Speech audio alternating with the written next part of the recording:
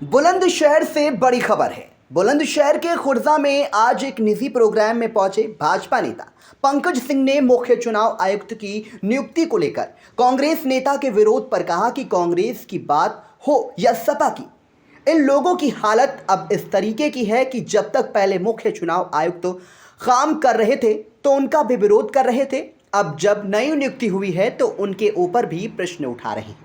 लोकतंत्र पर अब इन लोगों को विश्वास नहीं है, किसी भी संवैधानिक संस्था के प्रति सम्मान उनके मन में बचा ही नहीं है। इसी कारण इस तरीके से बयान दे रहे हैं।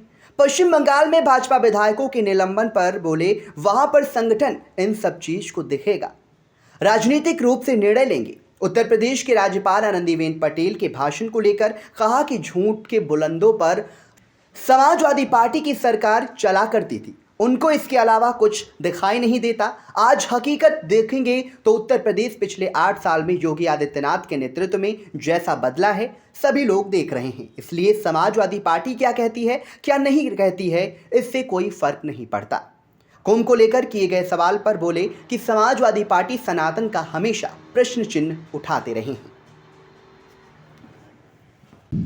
सर, कांग्रेस नेता ने आज जो मुख्य चुनाव आयुक्त हुआ है उस पर ये कहा है कि भारतीय जनता पार्टी लोकतंत्र की हत्या कर रही है और ये नियुक्ति गलत हुई। देखिए, कांग्रेस की बात हो, सपा की बात हो, इन लोगों की हालत अब इस तरीके की है। जब तक अभी मुख्य चुनाव आयुक्त काम कर रहे थे उनसे भी उनको आपत्ति थी, उनके काम करने पर भी आपत्ति थी।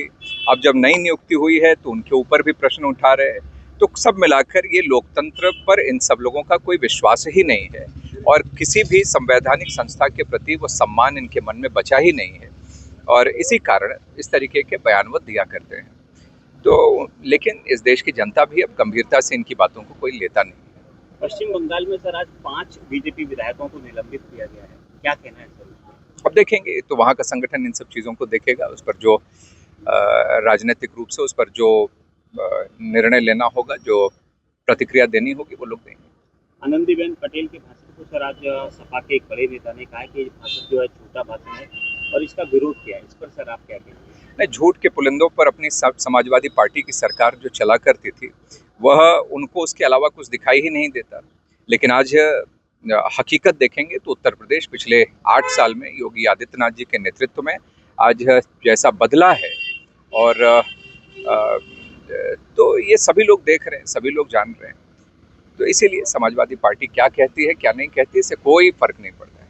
कुंभ को लेकर भी सर काफी सवाल उठाए जा रहे हैं, चाहे वो जाम की स्थिति हो या मौका। नहीं, ये पहला अवसर नहीं है कि सनातन पर इस देश की आध्यात्मिक और सांस्कृतिक जो शक्ति है, प्रतीक चिन्ह है, उस पर पहली बार कोई समाजवादी पार्टी ने, विपक्ष ने प्रश्न उठाया है। ये कोई ऐसा नहीं है कि ये पहली बार उठाया है उन्होंने। वो इस प्रकार से लगातार सनातन पर, हिंदू धर्म पर, आस्था और विश्वास पर, श्री रामचंद्र जी के अस्तित्व पर, इस प्रकार से हमेशा समाजवादी पार्टी का इतिहास रहा है कि वो इस तरीके के प्रश्न उठाते रहे।